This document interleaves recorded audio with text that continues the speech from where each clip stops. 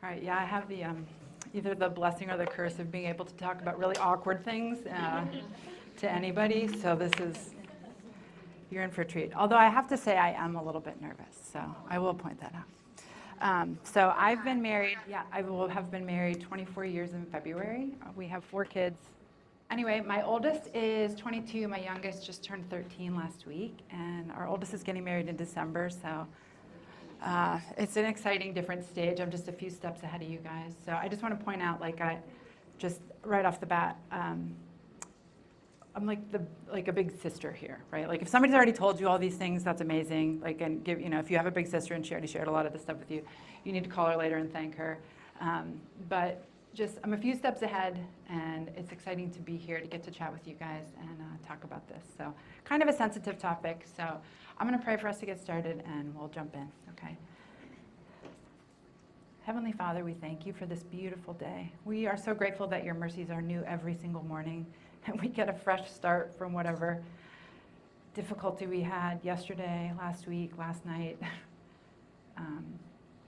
Thank you for your gift of marriage and intimacy and sex in marriage. Lord, we don't always look at it as a gift, but I pray that after this you would help us to see your good design, that we could lean into that and know that you've got our best interest at heart in everything all the time. Lord, we can come to you on these topics. Nothing is outside of your view. So just, Lord, bless us as we jump in, and I pray for all these women to hear what you have to say to them today. In Jesus' name, amen. Okay, so I know that talking to the moms group about sex is sort of like, I'm not exactly starting from scratch because you're all parents already.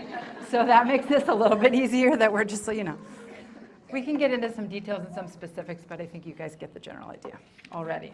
So I just want to point out with a disclaimer, I don't know where you guys are coming from in terms of your background or your experiences or any sex and intimacy like baggage that comes into your marriage, whether you come from a really strict religious background where you can't talk about these things are actually bad and dirty, or if you've been in a more open situation, or you come into your marriage with some sexual sin, right? Everybody's got something. Nobody is not a sinner, so we're all starting from the same point there, and I just want to tell you that I'm going to try to be really sensitive on all these topics. But I'm also just going to shoot you pretty straight, because if the church is not going to disciple you on this stuff, the world will, and we want to guard against some of the things that the world's going to tell you. So I'm bringing this to you just to say that 4 out of 5 married couples report difficulty with their intimate relationships. So that's not a constant, right? But everybody goes through a difficult time. Everybody's going to have something that's a challenge for them in their marriage, with their intimacy.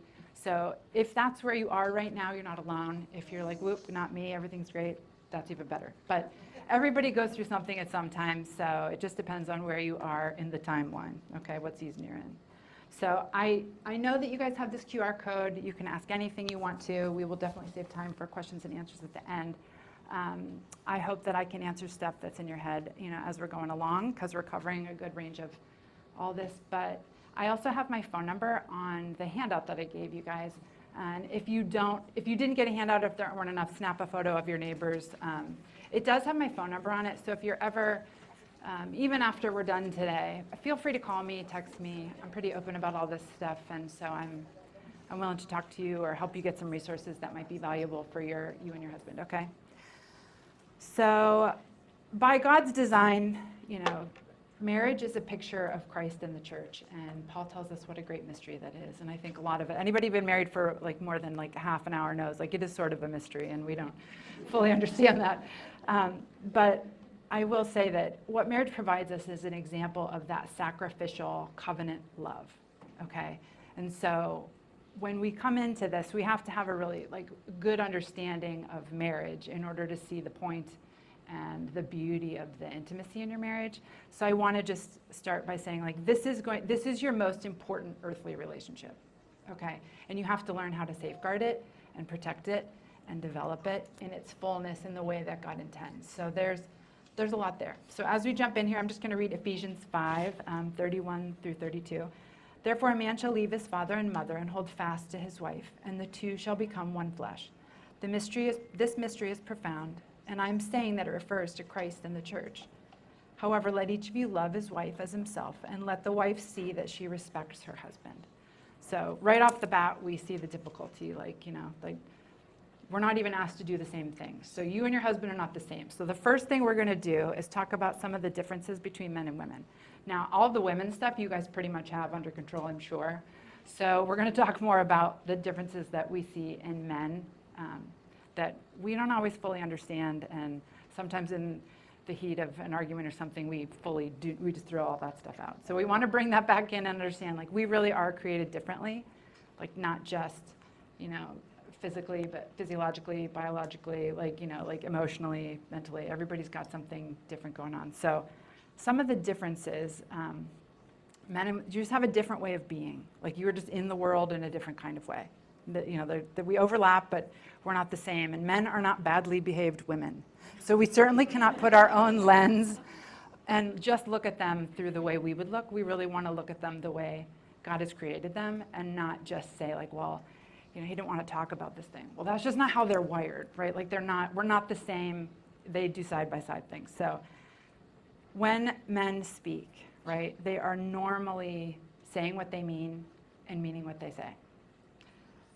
That sometimes is very inelegant and causes a trouble in your household, I'm sure. But they're very straightforward. And so the testosterone in men causes them to be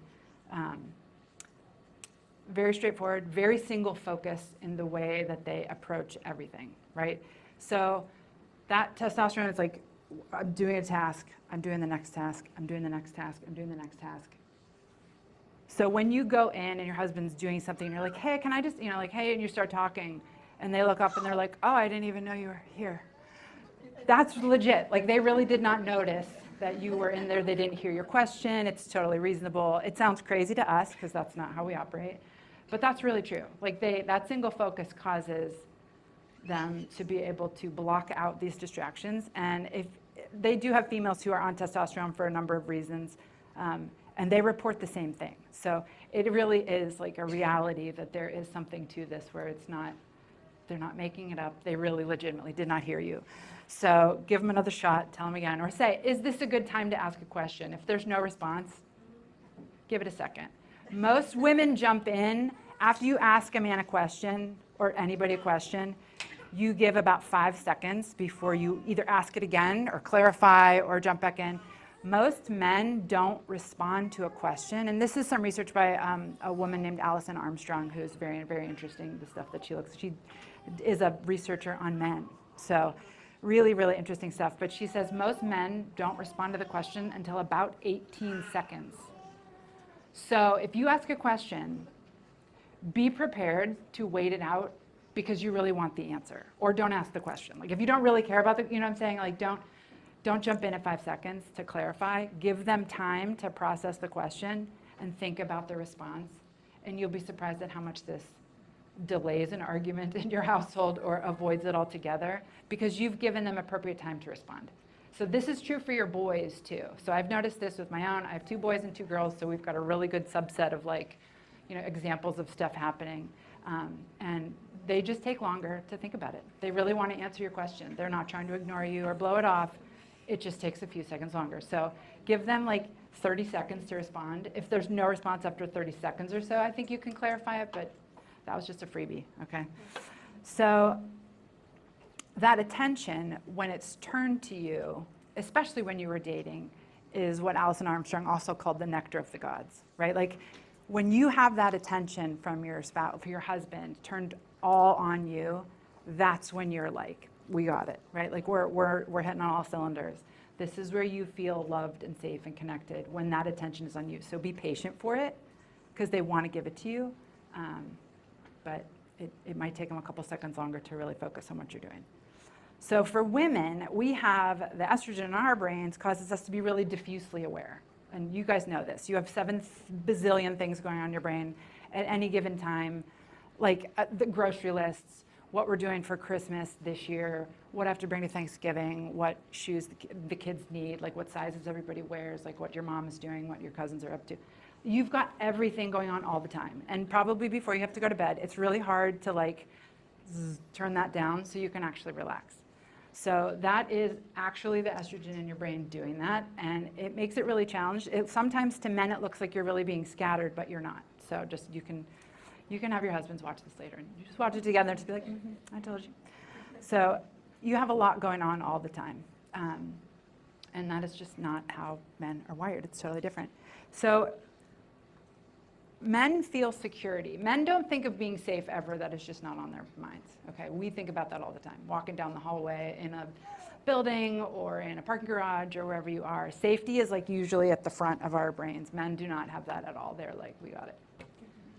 They are feeling secure though when they feel accomplished, when they feel successful, or when they feel productive. So if you can think about how you operate with your husband, and you bring something to them and they wanted to solve the problem, it's because they actually really want to help you. But by helping you solve a problem, they feel very productive and accomplished. So that is feeding that security in your relationship, or their perception of the security in your relationship, just by doing that alone, just by helping you solve a problem, fixing something, unloading the dishwasher, whatever it is that you have asked or you guys have decided that that's the thing to be done. They feel super accomplished when those things are done. So that does include intimacy, because that does feel like an accomplishment to them. So that is part of their security in your relationship. And we'll dive in deeper on that stuff in a little bit.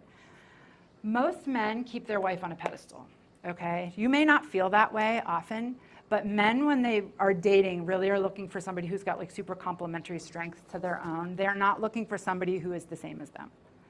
They are feeling very, what's the way to say it? They want you, woman is the crowning like part of creation, right? And so again, most men have their wife on a pedestal. They accept you completely, just as you are. They don't look at us and say, oh, I should change this thing, or I wish this was different. For the most part, even when they have stuff and they're talking to their buddies, they're like, that's just how she is, right? Like they take us as a whole package, whereas we get married. Maybe I'm speaking for myself, don't let my husband watch this. And you're like, I could change a few things here. Like we could like upgrade on a couple, maybe we could, redecorate a couple of these things in this person. You kind of, they definitely, they don't have that, right? It's not the same. It's not the same. So they take you just as you are. They are like icebergs, okay? Think of your husband like an iceberg. You're only seeing the tip of what's going on inside of them at any one time. They have so many deeper emotions. They have, when everything that they feel, it's like more. It's like I said, the iceberg. So even anger or love, like it's a lot going on under the surface. They keep a lot under wraps. So whenever you see them emoting about whatever it is, there's a lot more happening beneath. They don't usually show you the whole thing, okay? So it's very intense. And this is all part of that testosterone in their bodies. And again, women have experienced, who have been on testosterone for various things, have said the same things. Like, oh my gosh, like this guy cut me off in traffic and I was like flipping out under the surface and I didn't want to scream at them. But so when your husband is not having, like and that's personality dependent, I think, in some ways, but usually there's a lot more going on under the surface than there is for what they're willing to show you, okay? So we want to keep feeding them. So do not look at this as part of add this to your list of things that you have to do in your brain. But when you look at your husband, you want to keep affection, right, and admiration. Men want to be admired by someone they admire. So when they have married you and they've chosen to be married to you, they want your admiration because they already admire you. So when you hear that, just let that sink in and think in terms of like how your boys want to be praised when they jump off the slide on this, or they jump off stuff or climb a tree, or they take those first few steps, or they're doing putting blocks together and they're doing such a good job.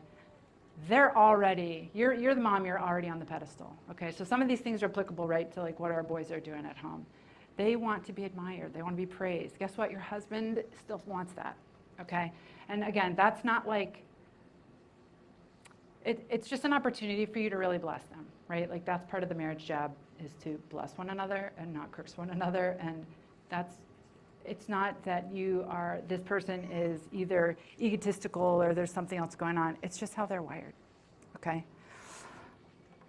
So, how does your husband feel appreciated? Just take 2 seconds. We're going to stop for a second. And do you know how your husband feels appreciated? I know you guys talked with Laura last week about the love languages. So that can be related to this, for sure. But when he does those things to fill up your bucket, how do you respond? Just take a second. How does your husband feel appreciated? If you don't know how he best feels appreciated, you need to ask. And then try to do those things for him. When we nag, and I nag, right? Like we're all guilty of this, I think. It's really emasculating to our husbands. And I don't know that there's not a word that is the feminine opposite of that. Like there isn't something where he makes you feel like that women are less than female in a lot of ways. There's just not a word for that. But we can emasculate our husbands when we withhold affection from them, when we withhold attention from them or ignoring them or criticizing them.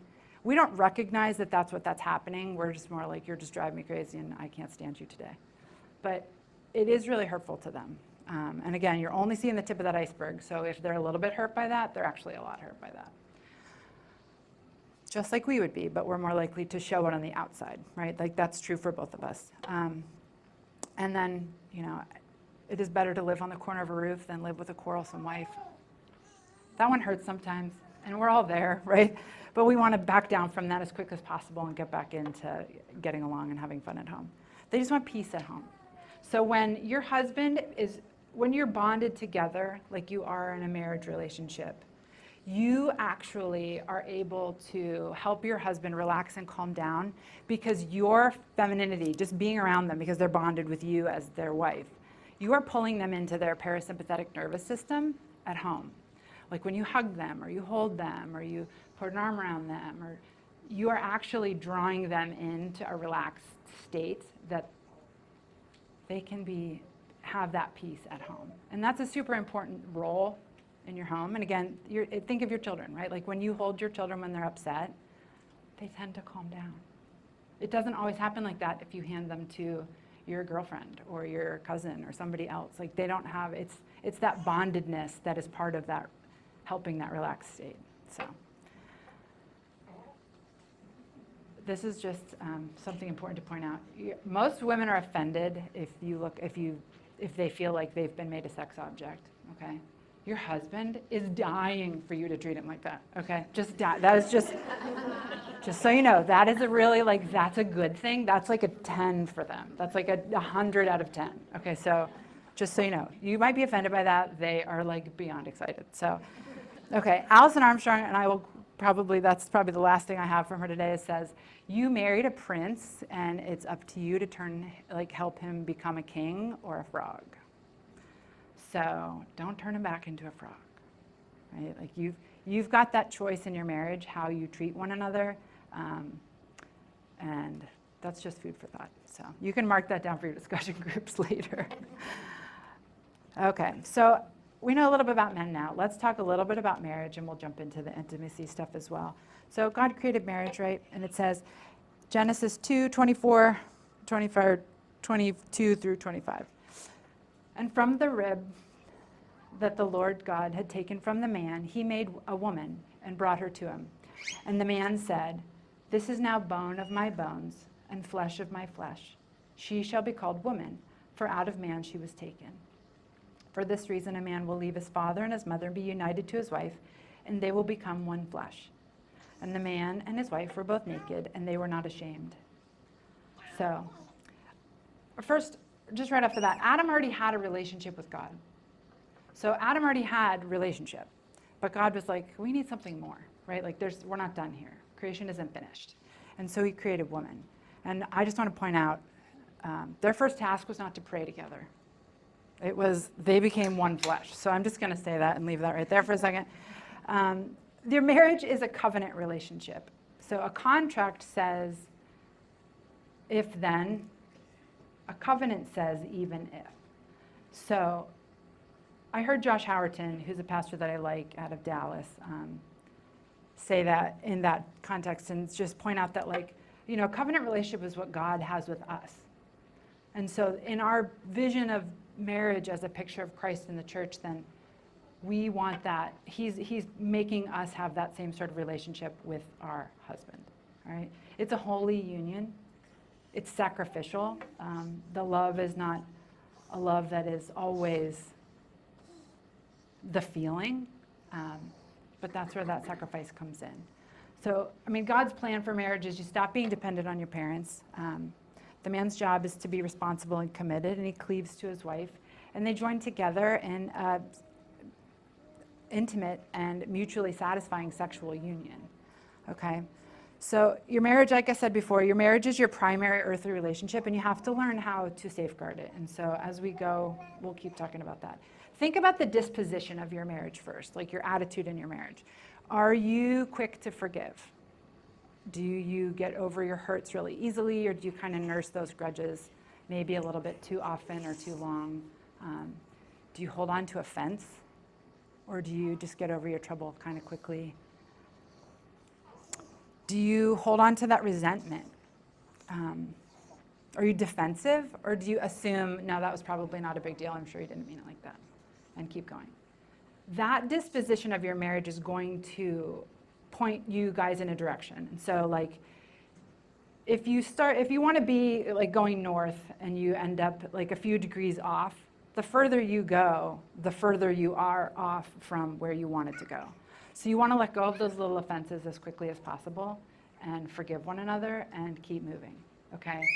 Don't nurse the grudges, let them go, assume the best. Now that we know a little bit more about men and we've kind of like looked at that testosterone estrogen difference, we hopefully, like, I want that to be an encouragement to you to, you know, keep on moving. Don't get stuck like with these little problems as much as possible. So, and keep in mind that God uses your marriage as sandpaper on your rough spots, okay? Your spouse, your marriage is not just for your happiness, although it might make you very happy. It is your sanctification, it is for your holiness. And that's a hard thing, I think, for a lot of us to wrap our heads around, because popularly that's not what people say, right? Like, as soon as we want you to have your marriage sustain your love, not your love sustain your marriage. And when the love is gone, you want a new marriage. Like, that's not how it works, right? That's part of that covenant relationship that we want to hold on to and like really, really come to understand that. So God is always shaping us. He's going to continue to use this person that you are married to, your husband, to be sandpaper. And so the trials we want to give thanks for in the long run, although you don't see that at the time. You got to stick in it to see the good on the other side of it. So in your marriage, let me see. So there's a couple named the Gottmans, Dr. and Dr. Gottman. You might have heard of them before. They're marriage researchers and relationship researchers, and they've been around for a very long time talking about this stuff. They have something called, their website's called the Gottman Institute, and lots of really interesting things there. Not a Christian couple, but you know, just really great stuff that you can learn from them. And they take time and explain in a lot of different contexts that in your marriage and in your relationships, you will have one spouse like doing like a bid for attention. They call it bids for attention. Has anybody ever heard of this? No, okay. So a bid for attention is you walk into the room and you're like, hey, your husband either is like, hey, what's up? What do you need? Or like, hey, how's it going? Or hey, I haven't seen you all day, or whatever it is. He responded to that bid for attention. You weren't trying to like get into it's nothing big. It's just little stuff, right? That you come in the room, you say something. You're like, oh, I saw this article. And he's like, oh, what was it? Or like, right? Like that would be a positive response, meaning like somebody, you made your bid for attention and your husband took it. Or same thing for him. He comes in, he's like, hey, what's going on? And you respond. If you have a relationship where those bids for attention are met with a response, like 86% of the time, things are going to be fine for you guys. If you have a relationship where you have those bids for attention and you turn your back and go the other way, that's not a good sign, right? Like, we want to be able to respond to one another. You don't want to ignore when your husband brings something up. Now, obviously, like there are times when we do, right? Like, this is not like 100%. But it's, again, we're coming back to that disposition of your marriage. Are you responding to one another when when your husband reaches out? Are you responding to that? Like if he's like, oh, I saw the game, like says something about something and you're not interested in it, like at all, right? Still respond. Does that make sense? Okay. That's an important one. Your kids do it too. They run in, mom, mom. And if you totally ignore them, that's not good, right? Like we wouldn't do that. We want to respond to it. Same thing with our spouses in our marriage. So it's a sign of disconnection, and that is the opposite of what we want you to have in your marriage. We want us to be connected. So those bids for attention are actually really small things that add up to big things, right? Like you don't want to miss those opportunities to connect with your spouse, even over something really, really silly. Like they're sending you memes, right? Or whatever it is, and you're like laying there together and you're both sending each other like silly things, laughing over those things together. That's actually really great, right? Like those little connection points are where we can keep the bigger connection points tied together. So I could make this the shortest intimacy talk ever. Oh, so sweet. And say, if you're married, you should be having more sex. And if you're not, you shouldn't. But since, we're trying to keep this in context and give you some a bigger vision for your marriage and the intimacy in your marriage, we'll keep going. So I think we can dignify this and really bless you here. But first, I want to just point out, there are different seasons to your life and obviously to your marriage. You're going to have, and think of it in terms of actual seasons. In the winter, are things growing? Now it's cold, right? In the spring, we're emerging. We're seeing some signs of life again. Sometimes it's cold, sometimes it's warm, but things are starting to grow. In the summer, it's hot. Everything's in full bloom. In the fall, right, things are cooling off a little bit. You can look at your marriage and apply that concept of seasons to it. You're not always going to have the hot summertime, okay? Sometimes you're going to be in like a more difficult time. Like everybody's going to go through these things, and where you're at is not where your friend is at, or you just want to come to your husband. You guys got to be willing to talk about this stuff and address that this is where it's at right now. And you always want to be working towards summer, okay? But there are times when you're not there, right? So keep that in mind. The only constant probably is that everything's going to keep changing. And I'm at the age now where I can tell you that, hormones are responsible for a lot of that. And if you just had a baby, hormones are responsible for a lot of this stuff. And it's really not your fault. Like, don't worry. You've got different times in your marriage, and nothing's going to stay the same forever. So things are just going to keep changing, okay? This is just encouragement to keep that bigger vision.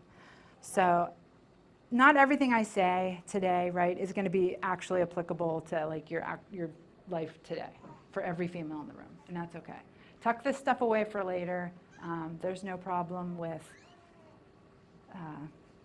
just keeping in mind, like make some notes, whatever it is. Like this will be on YouTube, so surely you can come back to it. But it's not going to be true for everybody all the time, all day long. So that being said, we come into this as sinners because we can't come into it any other way, because that's what we are. But this is a time, and it's not probably the most comfortable thought, but God has created this for us, so pray about it, right? Like if intimacy in your marriage is a problem, or you're having some difficulties, pray about it. Talk about it with your husband. Pray about it. Maybe even pray about it with your husband. But we want to encourage you, or I want to encourage you to say, God made this for you. This isn't an obligation and a duty in the way that I think, some of us maybe were raised up believing that it wasn't just for our pleasure and it was really just more for procreation. But God wants to help you in this. And so when you invite him into it, as odd as that may sound to some of our ears, he really will bless your request, and he really, really will bless you in your marriage and in your intimacy if you do that, okay? So it's really not a problem to do that.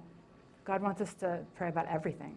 So guess what? Sex is included in that, okay? So in your marriage, developing intimacy and mutual pleasure is really the point of sex, okay? So it's not just for your husband or a husband to get what he needs. This is not, like I said before, this is not part of the to-do list. We don't want to think about it that way, okay? So just even thinking about it like that puts it in like a caretaking, which is, I mean, let's be honest, there is no bigger anti-aphrodisiac than having to take care of somebody first in the same way. That doesn't build up your like desire. You know, you look at this and say, if this is on your to-do list and you like, it's not necessarily, it doesn't always help, okay? So it's a connective activity, it should be satisfying to both of you. And I hope that it is, but we're here to talk about the reasons why it is or, you know, is not in your marriage today. So intimacy is a deep trust, right? It's the ability to be your true self, to be honest and really share yourself.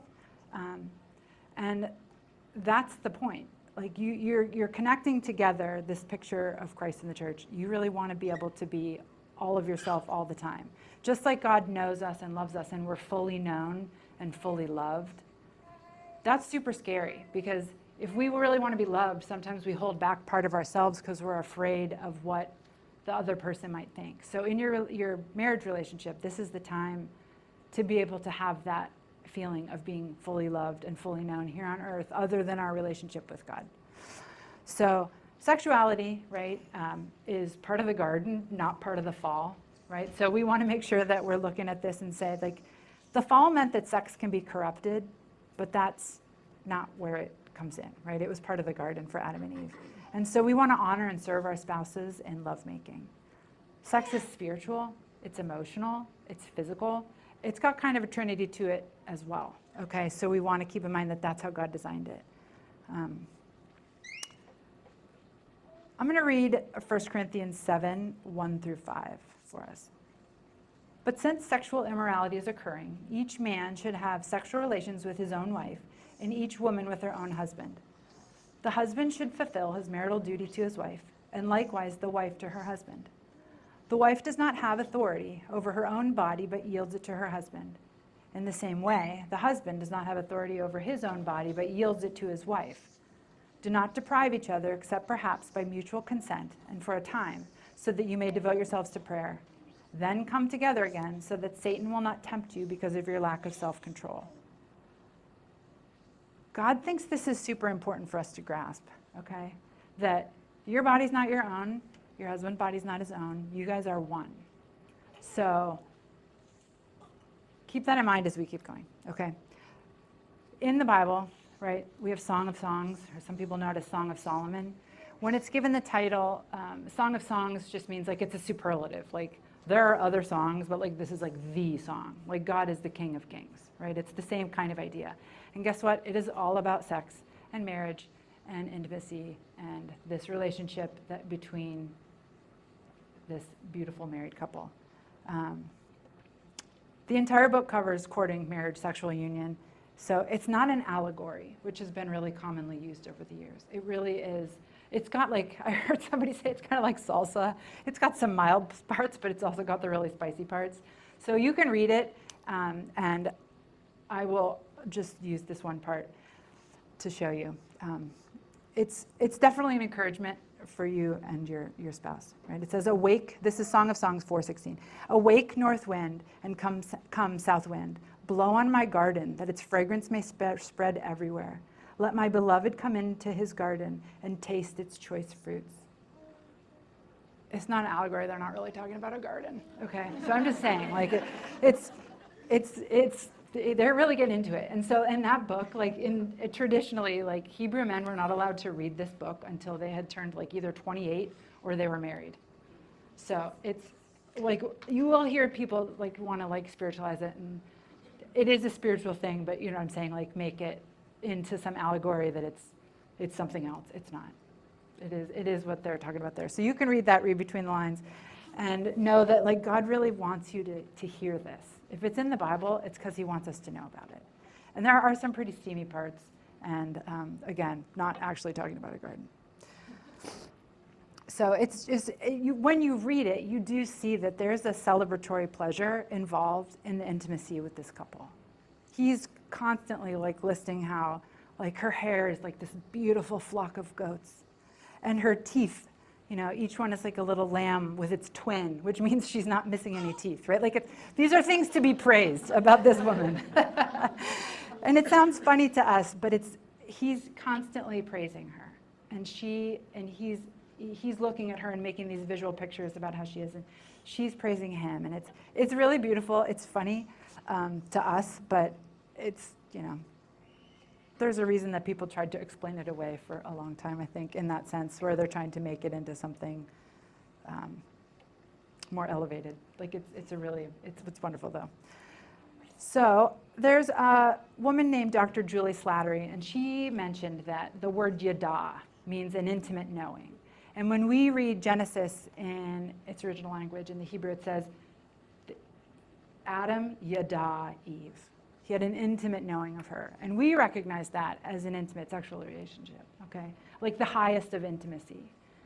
But throughout the Bible, like hundreds of times, it's used for that intimate knowing that God has for us and that he wants us to have for him. So again, we see that picture continued where the word yada means that intimate knowing, but we recognize too that, that is the point, right? That is part of the covenant of marriage. So you can have sex and not have intimacy. And you can have intimacy and no sex. So these things are not the same, but in God's context, like in the context of marriage, we want to put those things together, okay?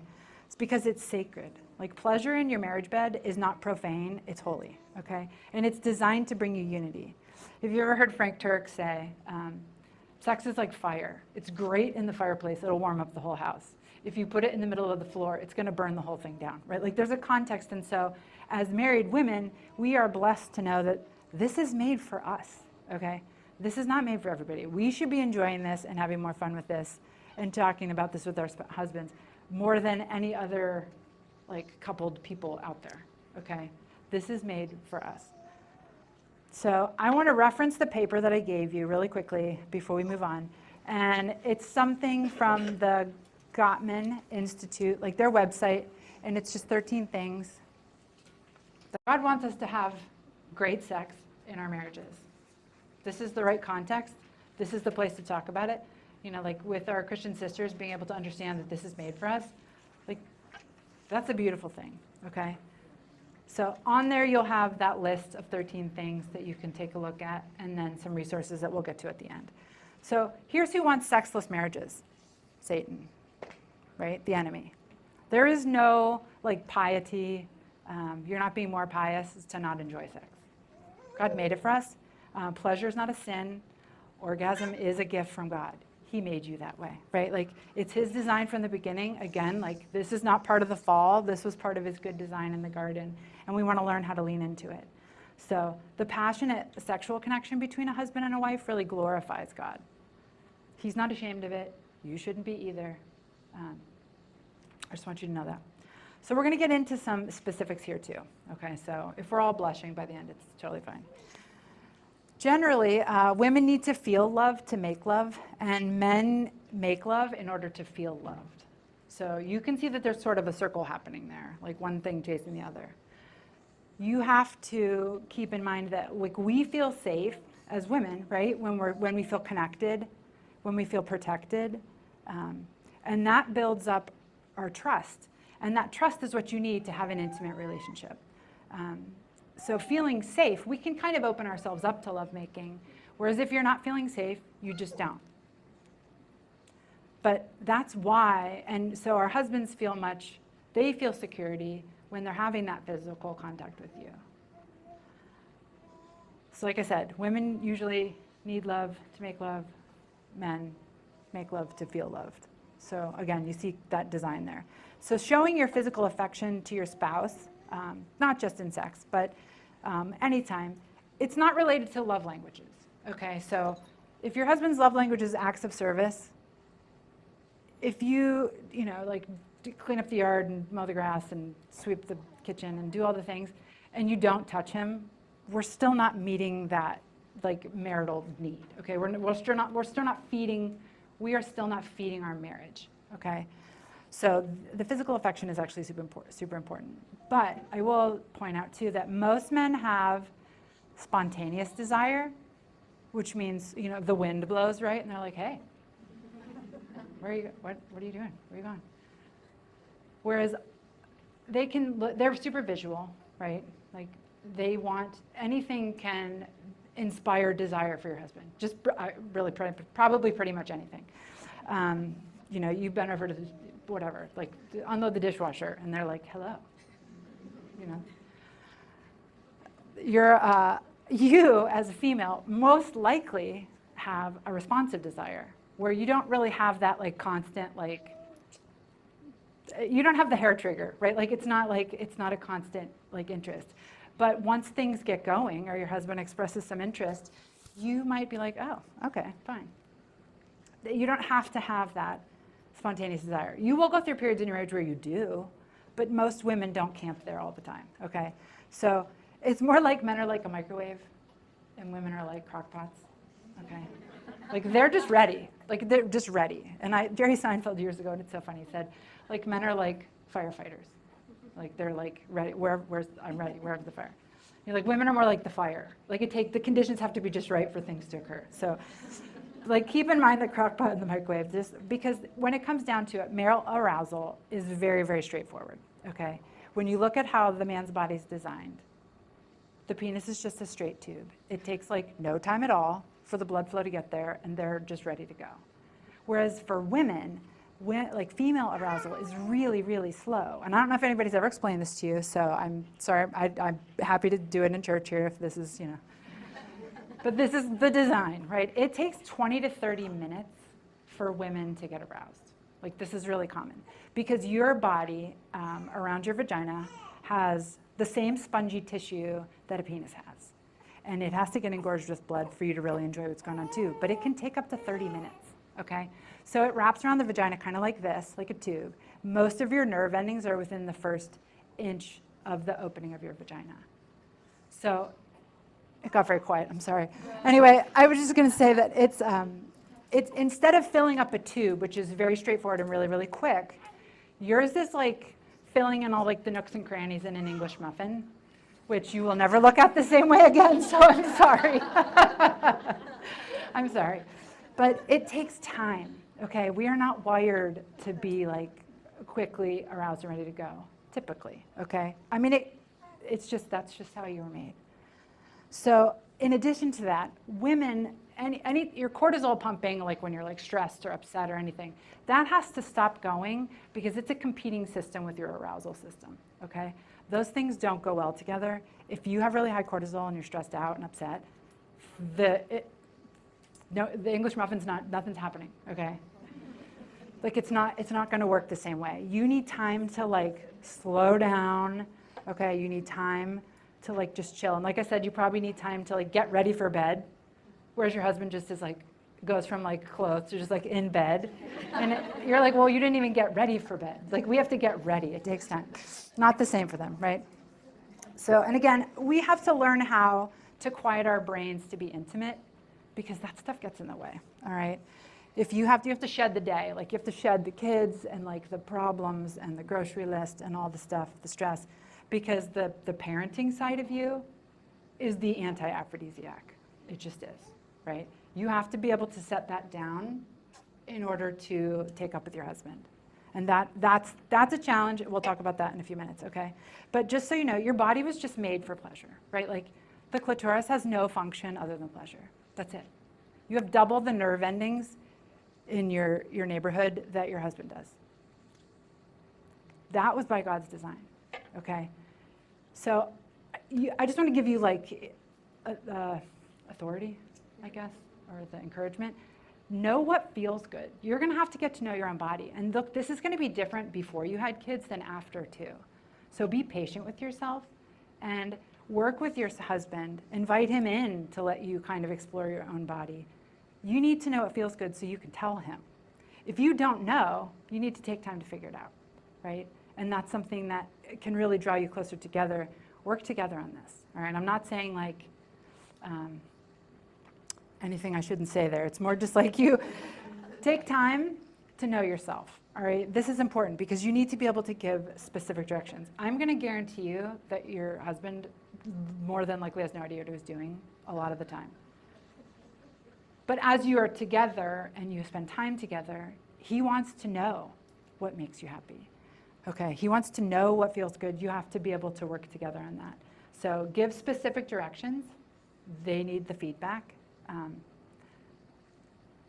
Just something helpful to know, okay? It's just, it can be a helpful part of the process to improving your intimate relationship, especially if you've had a baby just recently or ever, or just any of these things. Like it's just important, and it's going to take a while, right? It takes time. So if you need some help with some, like, I guess there were to be like proper lovemaking techniques and improve actual technique, there I can point you in the direction for some resources there. However, sometimes I come back to my 20 to 30 minutes for female arousal. It takes time, okay? And often when you have little people running around your house, that's the one thing you don't always have. So just start by like holding one another again and just touching one another. Because the non-sexual touching throughout the day, like when you just go by and you just like walk by each other, put your hand on his back, right? Like those little touches add up and point you in a direction that more touching is better, right? Like, or it will feel better, or it won't feel so foreign at least. Because I think you can get out of the habits. And all of these things are just habits in your marriage. And like I said, the disposition of your marriage, that'll help you go in the right direction together. So just that tenderness, like let it lead to cuddling, like, and then that can lead to sexual touching. But you don't have to have a timeline. You do not have to have, a program there. It's more foreplay for females. That's always the right answer. Okay, so like I said, you can tell your husbands I said this because I'm an expert. I'm just kidding. So they just let me have the microphone, so I don't know. Anyway, so I'm just saying that you will have more pleasure in your lovemaking if you move a little bit slower as a female, right? So you have to learn how to receive pleasure, and that again is something, especially after having a baby. You got to get back into the groove of things, and it takes a while. But learning how to receive pleasure and just sort of accept that is a really scary thing for a lot of women. You just don't know how to do that. So that is something that you got to tune your brain in for that one. And if that's something that you really struggle with, you can pray about that too, okay? God wants to hear from us on all parts of our lives. None of this is outside of his purview, okay? Because most often your husband's greatest turn on is going to see you receiving that pleasure because you're with him, right? Like that will feed your intimacy. That will feed your marriage relationship, okay? So again, give feedback, give some directions. Stay in sensation. That kind of means like you have to when your mind goes to the grocery list, bring it back, right? Like bring it back to what you're doing at that moment with your spouse. Don't let your brain drift to what the kids like, wait, do we need clothes for next season? Like, should I call my sister and ask her about, no. Like come back to what you're doing and really learn how to focus. It's like anything, you just have to learn to put your attention on it, and it will be better. So that's kind of like stay in sensation is kind of the phrase I would use for that. And keep in mind, only 20 to 30% of women have an orgasm with vaginal intercourse. So if that's not in your wheelhouse, you're not alone. But keep in mind, like there's lots of other things on the menu. There's no upset there. You're not doing anything wrong. But you're not doing this again. You can reread Song of Songs or Song of Songs if you need some inspiration there. But it shouldn't be a one-sided pleasure, right? Like this was built for both of you, and that mutual satisfaction and delighting in one another is really, really, really important. It's part of God's plan. I didn't make it up, okay? So I want to bring it back here to just say that sometimes you're gonna, when you need to eat, right? Sometimes you're going through a drive-through. Sometimes it's Thanksgiving, right? Like, it's not always Thanksgiving. It's not always a big fancy restaurant. Sometimes you just have to run into Sheetz and grab a sandwich. You know what I'm saying? Like, it's not, you don't have to make it more than it is. Like, be creative. Listen, the romance movies have lied to you. The romance books have lied to you, okay? We've been doing this a long time, so I can say that there is such a thing as maintenance sex, all right, where it's just like, look, this is good for our marriage. This has to be done. And that's really more my words than his. Your husband does not think that, but you can think that, okay? But it is really important to just when something funny happens in the middle, laugh. Don't take yourself too seriously.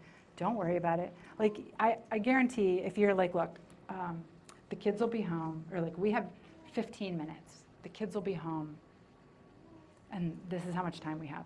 Let's go. Your husband will drop whatever he's doing, I guarantee it. Like, I don't care what it is. I don't care what it is.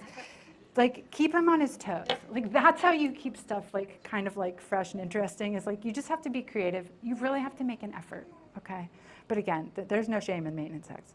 That just happens. Like, it's not always going to be like this huge event.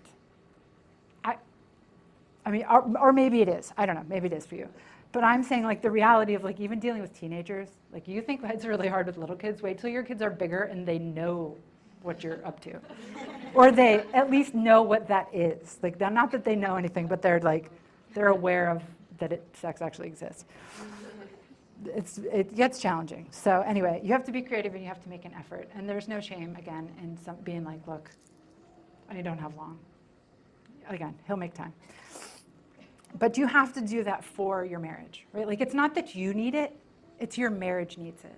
And it's not just that your husband needs it, but your marriage really, really needs it. So it is the way that God designed it. Again, I'm just the messenger here today. So I just want to encourage you that one of the mentor moms, Julie, from a couple years ago, and this is something that she said, and I always thought it was really great, they had a lamp in their bedroom. And when she felt like she was in the mood, she would turn that lamp on. And that was the only thing the lamp was used for. Okay. It was on like a little table by the door of their bedroom.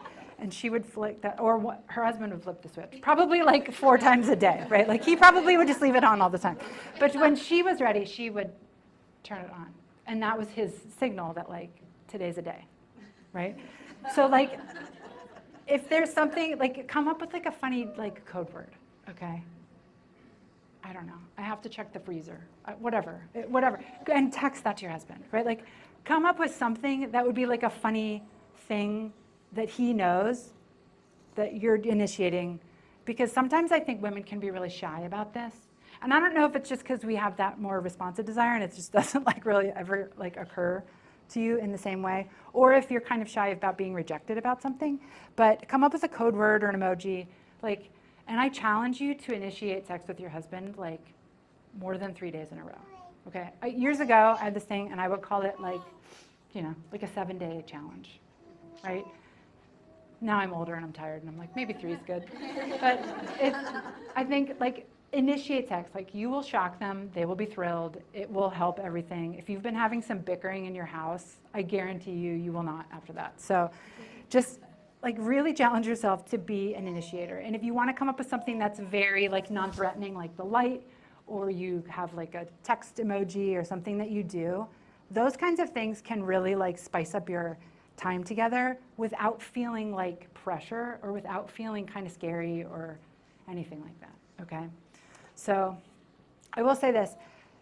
If you have little people at your house, ask your husband, like, after you've sent this emoji, or if you're kind of like feeling the vibe that day, ask your husband to help put the kids to bed. He will help you put the kids to bed. But I'm going to warn you, if he helps you put the kids to bed, or he puts the kids to bed for you because you're like, I want to take a shower, I just need everybody to stop touching me, right? Like, I need like an hour of like nobody touching me and talking to me and looking at me, needing me, anything. Like, I need at least an hour. I guarantee your husband will help you. But if you ask him and then you go like scroll on your phone, or if you go find a project that needs done, or now you're folding sheets, that's not good, okay? If you like, ask for help and then, you know, make time for your intimacy that night. You know what I'm saying? You don't want to ask for help and then, not that it's help, like it's not the husband's job. I'm sorry, I'm like 100, so I apologize. But I think it's more like, just if you want him to do this for you, then we need some follow through. That's all I'm gonna say. Okay, anyway. Here's an idea, a hotel date, okay? If you are able, maybe you know, like, regular dating is always gonna help your marriage. Even if it's just like putting the kids to bed a little bit early and you guys sit and like eat together after the kids have already eaten, that can count as a date, okay? It doesn't have to be like a big go out thing. Again, like, we're not trying to make this like a big event every single time, but I just want to encourage you to be intentional with your time together, because that's going to be really critical. So continue dating. That will make your marriage more interesting, even with little people, and babies. Your girlfriends will help you, because guess what? You can trade nights. That's going to be a really good thing for you. But a hotel date, okay? I lost my place. Instead of going out for a big dinner, maybe you check into a hotel for the evening. and order takeout or get your drive-through, right? It's just an idea. If you have people that are just constantly on you and your children are always around you, maybe you need that time alone. That's a good idea when you get older kids too. So you go out for the evening and you don't go to a restaurant. You check into a hotel for a few hours. Your girlfriends hopefully will help you, or you have family close by that you can just be like, we're going out for the evening. And now that with cell phones, you don't need to leave a place where you're going, which is actually a really nice thing too. And just spend a date night there, okay? Yeah, if you can get your parents to, or somebody in your family or your friends to keep your kids overnight, and they sleep over at the other person's house and you guys go back home, these are critical opportunities that you need to kind of get creative with to spend time together, because you both really need it, I guarantee it. So to avoid boredom, you got to do interesting things. If you don't want to be bored in your sex life, you have to still be an interesting person, right? Doing interesting things, like doing new things together, having date nights together where you're doing something that you don't normally do. Maybe you're even taking a walk that you don't normally walk, okay? It doesn't have to be big. It's just small stuff, and it's these little things that add up to big things, all right? So if you're so busy and you got so much going on, you can schedule sex. That is not a bad thing, because then you kind of build in anticipation, like, okay, everybody's got stuff going on until, all hours until Thursday. Okay, maybe Thursday's your night then, right? Don't overlook those opportunities. That scheduled sex is still really important, all right? Spontaneous is always great too. Like, mix it up as much as you can. So again, God is not offended if you ask for his wisdom on these things and how to schedule these things or how to make it more spontaneous. Like, he will speak to you, okay? And maybe he's speaking to you today. So everybody's got obstacles. And even in Song of Songs, they talk about little foxes in the vineyard, that you want to get the little foxes out of the vineyard. Well, foxes, are the little irritations and the little annoyances. I'm not talking about a catastrophic problem in your marriage, okay? That's something different. But if you let those little bothersome things or those little difficulties add up, you will be headed in a bad direction. And we want to bring you back into the fold. We want you to be moving toward your husband and both of you moving together as opposed to moving away from your husband.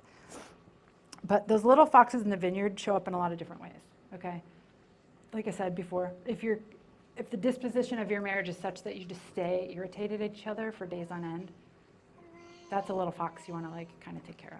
You know what I'm saying? You want to be able to talk about it. And throughout all of this, talk to your husband, okay? If that's something that's really challenging for you, start by praying about it and how to bring it up. But then just be bold. It's your husband. Go ahead, right? Talk about this stuff all the time. One of the foxes, I think, could be unmet expectations. All right, you had an idea of what sex was going to be like when you got married, or after you had a child, or after you had a bunch of children, and it's not going that way. This is a place to talk about stuff, okay, and kind of voice those concerns to your husband. You have a lot of time to practice, right? You have a whole life ahead of you, so there's no problem that when you have an issue here and there, you can pick it up and keep going. So let me wrap up by saying, soul level connection comes from intimacy in your marriage, okay? Great intimacy in your marriage is going to be pleasure for both of you, and that's what I want for you, okay? Be careful who you take advice from. Be very careful. Because there's a lot of people out there that may be well-intentioned, but wrong, okay? So be very careful who you take advice from. When you need help, get help, okay? And just kind of remember that marriages that stick it out are happiest in the long run, right? You won't know God's blessing on your marriage until you get to the other side of the difficult thing that he brought you through. So don't give up on the way through. Keep in mind, it's a tunnel. You're not going into a cave. Problems in your marriage are a tunnel. You will get to the other side, but you have to keep going, okay? When you bring the Lord into that. So if you follow this advice, you're going to follow God's good design, and I just pray that he will bless your marriage. So I'm going to pray really, really fast and be done. Lord, thank you for your mercy that I'm not kicked out even though I went over time. Lord, I'm thankful for these women, Lord. I pray that you would just bless their marriages, bless their intimacy, bless their husbands and their children. Lord, if their primary relationship is with their spouse, I ask that you would use this just as a reminder that means that the children have to come second sometimes, Lord, by your design. I pray that you would help them to be inspired in their intimacy and excited and just to really lean into your good design. In Jesus' name, amen. One of these, I'm just going to point to one of the resources that I have that says, how do you not feel guilty or bad about not being sexual? Or I'm sorry, let me see this. How do you feel not guilty or bad about being sexual? Every time my husband goes to touch me, I feel like we're doing something bad.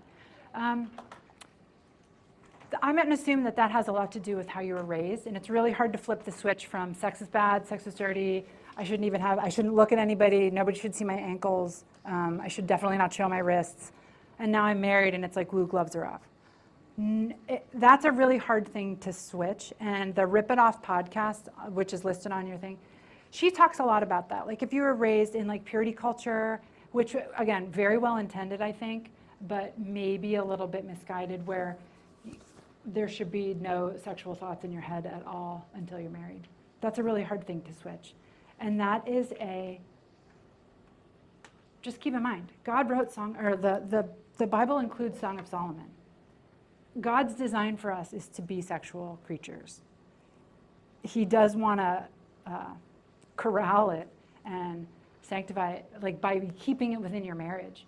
But in your marriage, God is blessing this union and the touching and the joy and the orgasm and the all those things, right? This is his design. It's not part of the fall, it's part of the garden. So just keep that in mind.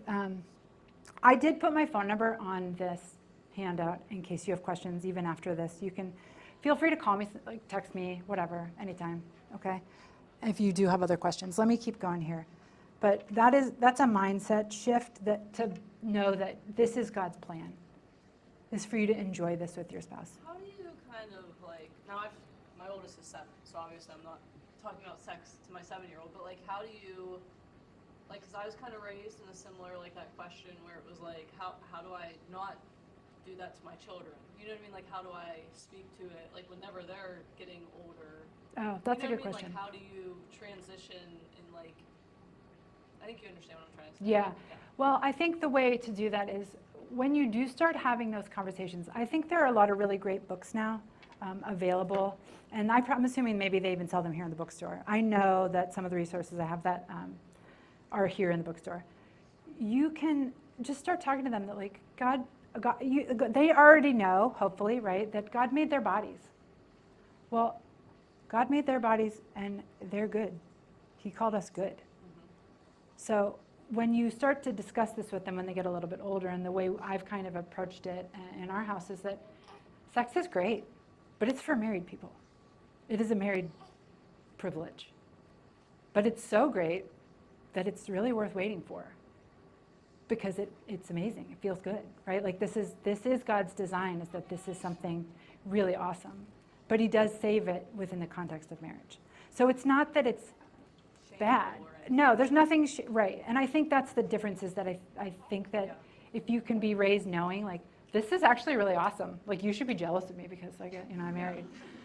But it's not, so many of us were not raised like that, And so it's just in how you approach it. If you act approachable about it and discuss it in a way that this is how God made it, this is his intent, this is what you have, that's the point. I think that'll help. Let me see if there's anything else I can ask here. I'm going to just go ahead and say that I had a couple things in mind, and I think it'll cover a lot of these. Just really quickly, if you have a low libido, right, if you're just not interested in sex and you didn't just have a baby a few weeks ago, think about what's actually going on, right? It could be hormone related, it could be something physical where it just actually really hurts and you're not feeling it. You can get help with those things, but see what the real issue is, okay? But get help with that stuff as soon as possible, especially if you have a physical problem with sex, because you want to deal with that as quickly as you can, and go to a professional or a doctor or somebody that can help you with it. But lots of people are suggesting that maybe the questions of frequency, right? You guys have to come to us an agreement about that. And it's not this is how it's going to be for the rest of our lives, but you could be okay, this is just how it is for the moment, and then come back and talk about it again. There's no right answer to the frequency, but I do caution you that this is part of the ministry of our marriage, is caring for our husbands. And again, it's not on your to-do list. It's for you too. But because we have that responsive desire, it's not always at the top of our mind. I do hope that there's never a time when let me put it this way. There's never a time when I'm like, wow, I wish we didn't do that. I wish we hadn't made time for that. Never. It's always going to bring you a little bit closer because by design, that is the point. So if you do have issues after making love is a really good time to talk about them because everybody's kind of like, in ready to be open and more chatty there. Let me see. Body image. Body image plays a big role in all of this stuff. If you don't like your body, we sure as heck don't want people touching it. Right? Like if you're uncomfortable in your own skin, you do not like people touching you. There are just, like I said, there's different seasons in our lives. We have different things going on all the time. If you feel uncomfortable, you don't like people touching you, you got to make peace with it because we have to agree with God. Our thoughts about our bodies either please God or they please the enemy. If you hate yourself, you're making the enemy happy. That's not what God wants for us, right? He says that we are, wonderfully and fearfully and wonderfully made. If we come into agreement on that even at various times in our life, like how we feel about our bodies, if we're agreeing with God, then we are saying too that we are fearfully and wonderfully made. And there's nothing wrong with enjoying our bodies as they are at that moment. Take time to take care of yourself, but know that your husband is thrilled with your body. I guarantee it. Before baby, after baby. You're the mother of his child. You are his everything, right? Like he's got you on that pedestal that I mentioned before. And he still does, even when we're not happy with how we look. So just, the way to get over that is to initiate sex and see how well it's received. And you'll feel a lot better. When you see how your husband will respond to you, it helps you get over those little insecurities, okay? So just keep that in mind. Like I said, not everything's for everybody right today, but tuck it away for later. Your husbands are dying for that, I promise. So for you to initiate. They like that straightforward communication. Just speak to them. They're very visually stimulated. You know how they are. Just lean into that, okay? I promise. It works really well. So let me see if there's any other question here that I can answer really fast. Getting back to sex postpartum, take time. Take your time. Notice that sex is a lot more than intercourse, okay? And your intimacy and time together and touching one another and just cuddling and caring for one another. Again, take your time. There's no rush. You've got lots of time in your life. You are all these beautiful, young, lovely ladies. You've got lots of time. So just take it easy and know that your husband is going to be positively responsive and just, things are going to be different. Keep talking about it. Don't be afraid to talk about this with your husband. It's really important.